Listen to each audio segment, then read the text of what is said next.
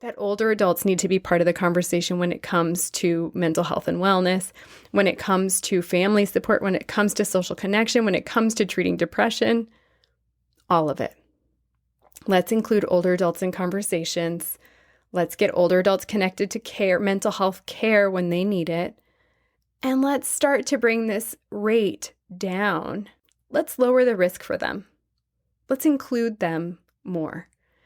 I mean, this social connectedness risk really stands out to me because what this also says, it's more back into that mindset. Why would people get connected if when they show up, they're not going to be valued, right? So let's all work on shifting. Myself too. I catch myself all the time. Ageism is ingrained in us. Why would I show up if I'm not going to be valued when I get there? So let's begin to shift how we see and value older adults and make joining our programs, make coming into treatment a place where older adults want to be and where they feel valued when they get there. I'm Dr. Regina Keck. I'm a board-certified clinical psychologist, and I specialize with older adults and families. I created the Psychology of Aging podcast to answer some of the most common questions I get about aging. Questions about mental health and wellness, changes in the brain, like with dementia, relationships and sex, caregiving, and even end of life. Like I say in my therapy groups, no topic is off topic. We just have to have a healthy way of talking about it. So if you're an older adult or caring for one, you're in the right place. Let's get started. This is Suicide Prevention Week. And in honor of this very important week, I am going to spend some time talking about older adults and suicide and how to help older adults who might be suicidal. Talking about older adults and suicide is really important, and I'm going to tell you why. Older white men over 85 are at the greatest risk and have the highest rates of suicide than any other age group. But here's the thing, older adults are often left out of the conversation when it comes to assessing for depression, assessing for suicidal thoughts and plans, and connecting them with mental health care.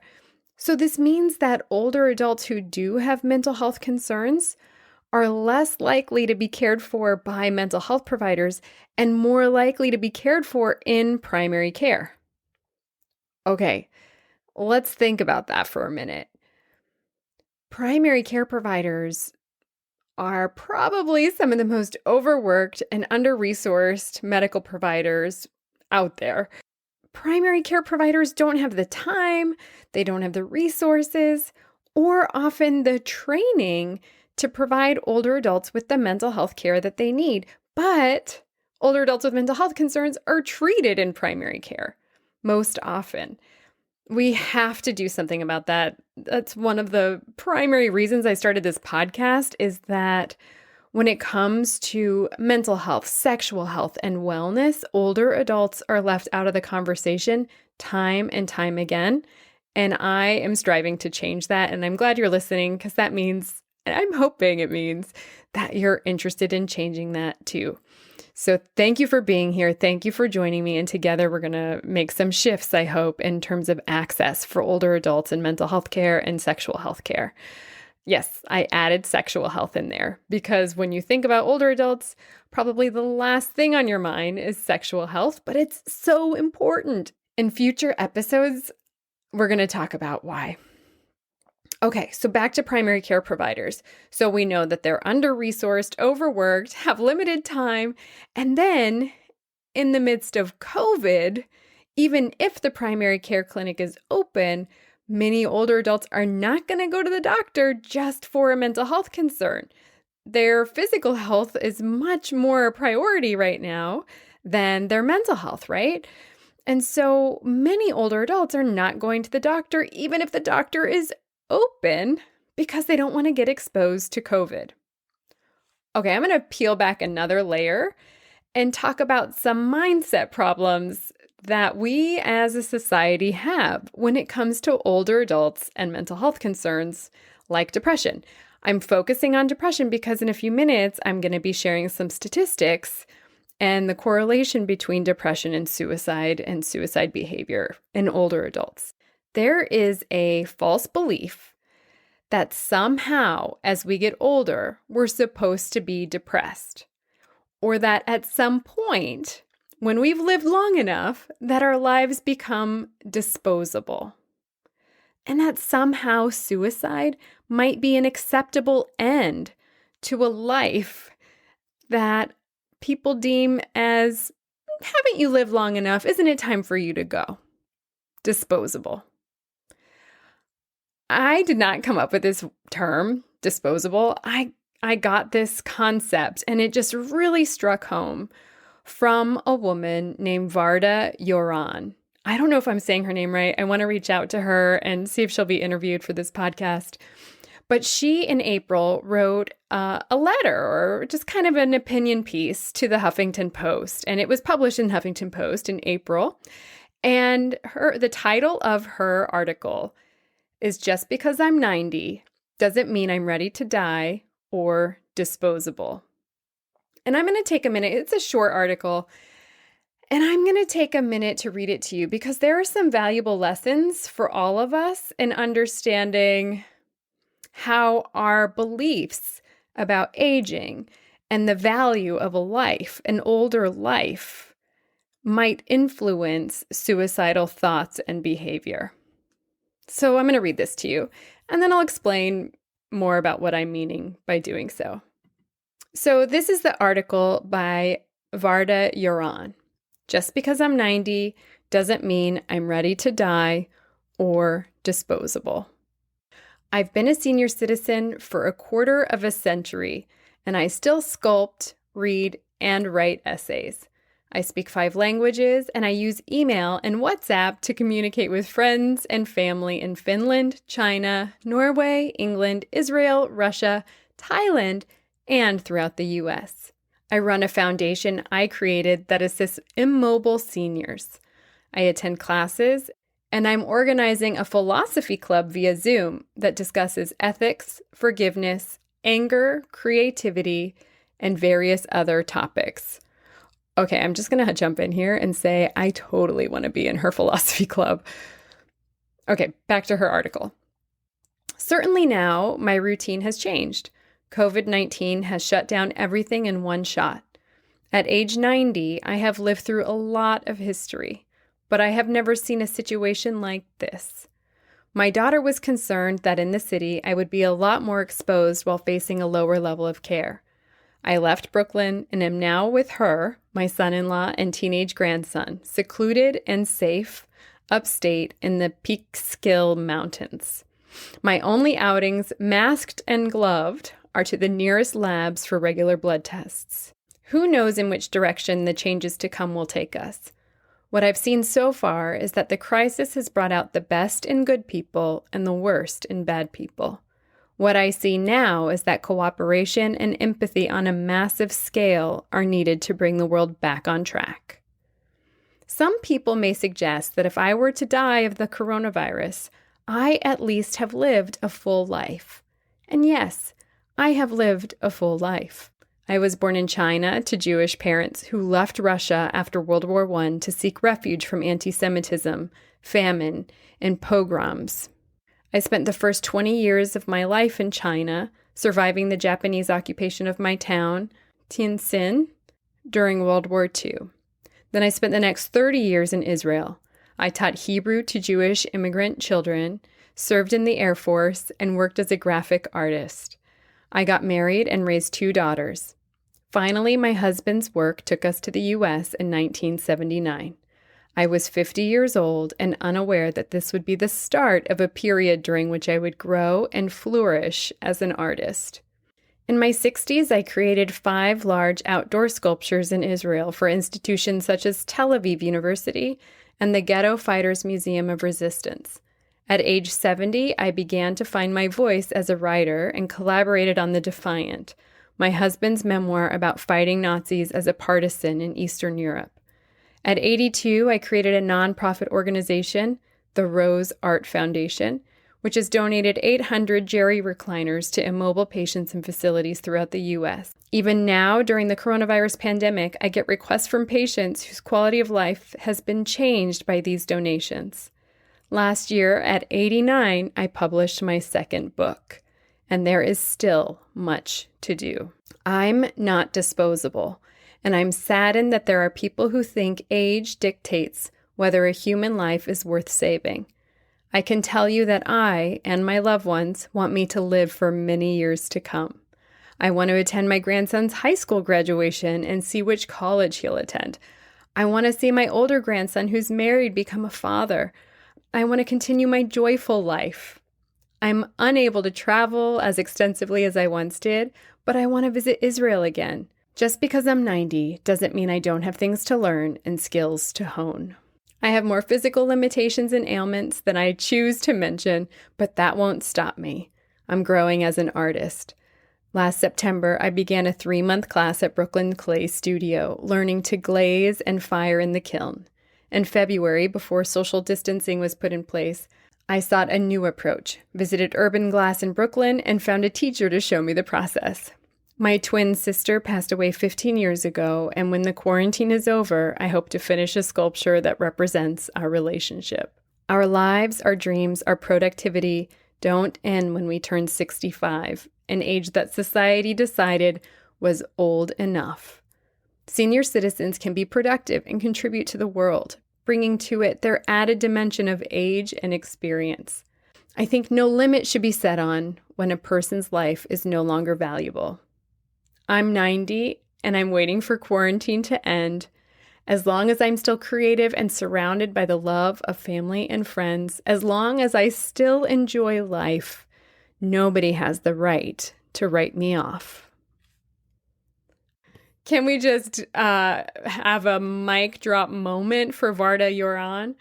Okay, so why did I want to share this letter with you? So especially in light of Suicide Prevention Week. So there is a valuable lesson in Varda's letter to us. And I will say, yes, this is to us as a society. As senior care and mental health providers, we have to challenge and reflect on our own values in working with older adults. And not only our own values, but the value we place on older lives, especially older lives with illness and lack of mobility, mental health concerns, and so on. You know, we have all heard somebody say, well, he just needs to die and be put out of his misery, or how long is too long to live life? If you work in senior care long enough, or if you work with older adults long enough, you're bound to hear a professional say that. But we really need to think about our own values and the value we place on older lives. I love the statement that she made when she said, I am not disposable, and I'm saddened that there are people who think age dictates whether a human life is worth saving. I love that, because that's very value-laden. And so is our lives, our dreams, our productivity don't end when we turn 65, an age that society decided was old enough. I mean, it's remarkable at 65. I do this too, right? It's a demarcation. At 65, you become an older adult. At 67, you can claim retirement. You know, there are all these sort of demarcations, and we need them in research, and we need them for retirement planning in order to draw on Social Security, right? But there are these demarcations that reduce our thinking, influencing us, and making determinations on what is valuable and what's not valuable. Okay, so now that we can agree that every life has value, let's look at some of the factors that increase the risk for suicide in older adults, and then what we can do to help. And actually, I'm going to be linking to a previous podcast episode that I did on suicide and expert tips for helping older adults who are suicidal. So after this episode, please go and listen to that one. At the end of this episode, I'm going to be sharing an intervention that I created in my medical center for older adults with depression. So now that we can agree that every life has value, despite age, despite ability, or might we even say, because of age and because of ability or disability, every life has value instead of despite. Maybe we need to shift our thinking a little bit there too. We being me, Regina, myself. Let's look at some of the factors that increase the risk for suicide in older adults, and then I'm going to share an intervention that I created with older adults. So now we're going to talk a little bit about older adults and suicide, and I want to share some statistics. Research shows that in 71% to 97% of older adult deaths by suicide, psychiatric illness was present. And the majority of the time, depression was the condition. 71% to 97% of the time, psychiatric illness was present, and depression was the most common condition. I repeat that because I want to stop here and to remind you that depression is highly treatable in older adulthood.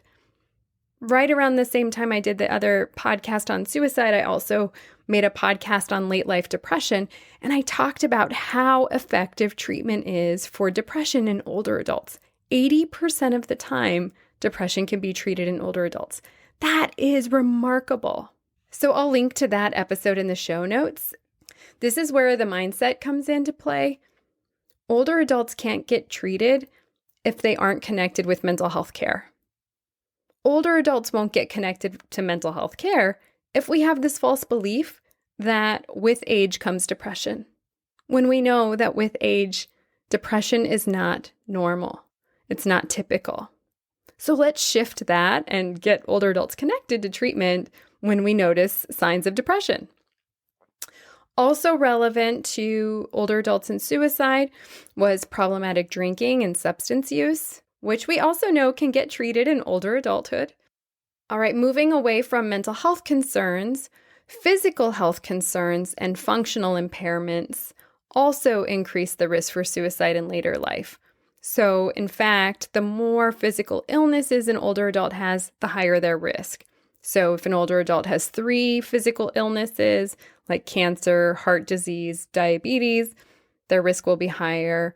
If somebody has 7 physical illnesses, their risk will be even higher. We can also provide care and treatment when older adults have physical illness for depression.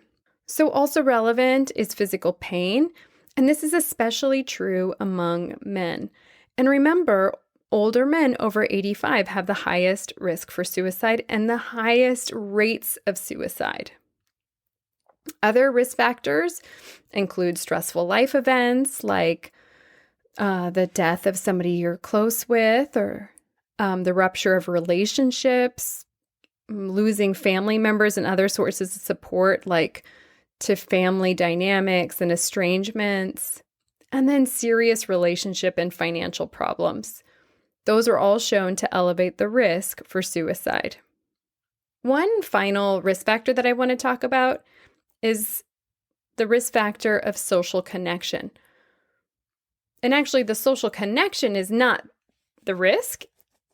It's isolation that's the risk. So the more isolated somebody is, the greater their risk of suicide. This means also that the more connected an older person is, the lower their risk for suicide. So this leads me to share with you a therapy that I would do with older adults that I worked with. If you heard the last podcast with Dr. Candy Schmidt, she talked about training with me in my geropsychiatry clinic.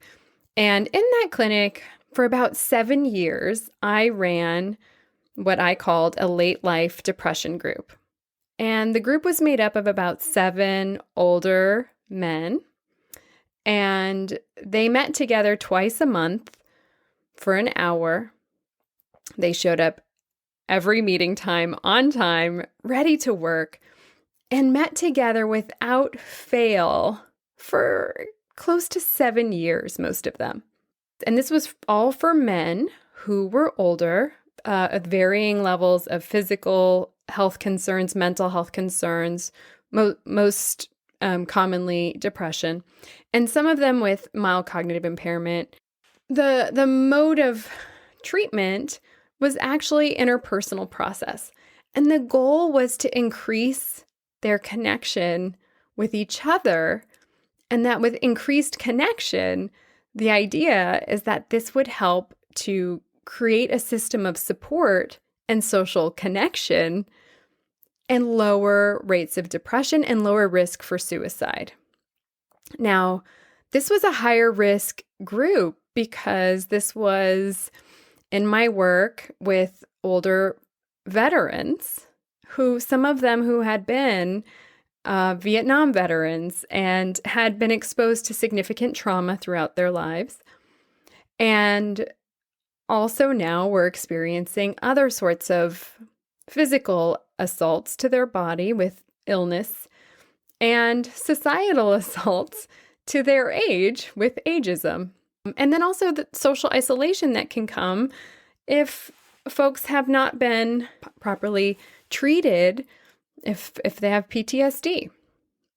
So in this group, like I said, we met together for about 7 years, twice a month, and these men showed up without fail and became each other's confidants, became each other's families. There was a period where we had many sessions talking about love. These men would talk about how they loved each other and would say that these were maybe some of the first or fewest times of expressing love toward other men. That was a deep, rich, fraternal love. It was beautiful. Toward the end of the group, when a group member was on hospice care and in the hospital frequently, there was an agreement among the group that they could visit one another while in the hospital. And so they would sit bedside with the veteran or the older adult who was ill and in the hospital and lacked family, honestly. And so these men were each other's family, and they became a system of social support and connection. And I really do believe it helped these men to live a fuller, more meaningful, and less depressed life as older men with significant risk. So I say that to say, while this is Suicide Prevention Week, there is so much that we can do to help prevent suicide. At any of these points, we could intervene with treatment for depression if we know that depression has the highest risk for turning into suicidal thoughts and behavior, right? That we could let the primary care provider know. Make sure that the primary care provider knows how to get connected with other mental health providers that specialize in older adults. And actually, I'm going to make this easy for you. In my show notes, will link to resources for how to find mental health providers near you if you're concerned that your loved one is struggling with depression.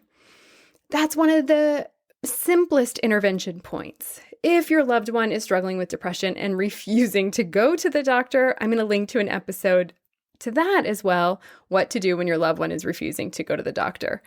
Also, next week, I'm going to be sharing an episode on what to expect in mental health care if you're an older adult. And I'm just going to break it down. What does an intake look like?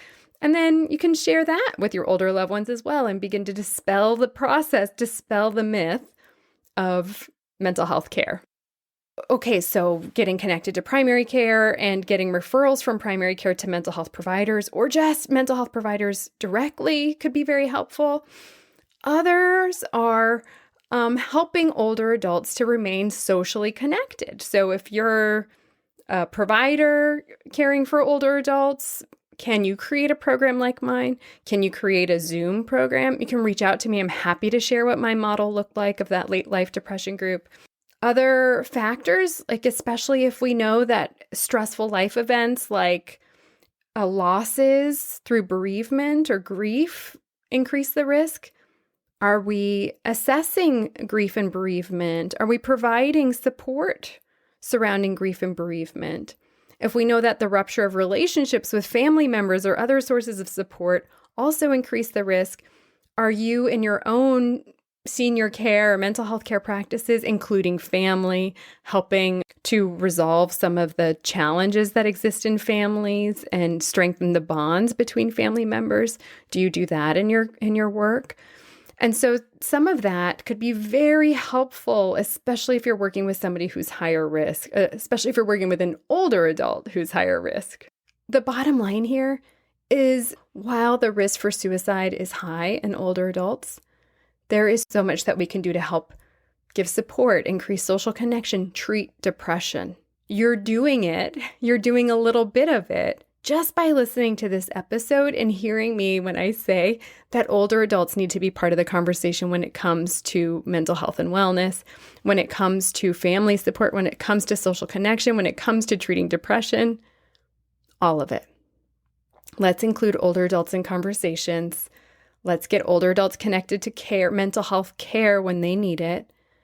And let's start to bring this rate down for older white men especially, but older adults in general. Let's lower the risk for them. Let's include them more. I mean, this social connectedness risk really stands out to me because what this also says, it's more back into that mindset. Why would people get connected if when they show up, they're not going to be valued, right? So let's all work on shifting. Myself too. I catch myself all the time. Ageism is ingrained in us. Why would I show up if I'm not going to be valued when I get there? So let's begin to shift how we see and value older adults and make joining our programs, make coming into treatment a place where older adults want to be and where they feel valued when they get there. If you like this episode, be sure to subscribe so you'll be the first to know when new episodes are released. And then leave a review. Subscriptions and reviews help people to find this show. In wrapping up, it's important to share that the ideas expressed in this episode are mine alone, and that information shared does not take the place of licensed medical or mental health care. We'll see you next week, same time, same place. Lots of love to you and your family. Bye for now. Lena, do you think aging is scary? No, No? Why not? because it makes us happy. Aging makes us happy? Yeah, I want to be bigger and taller.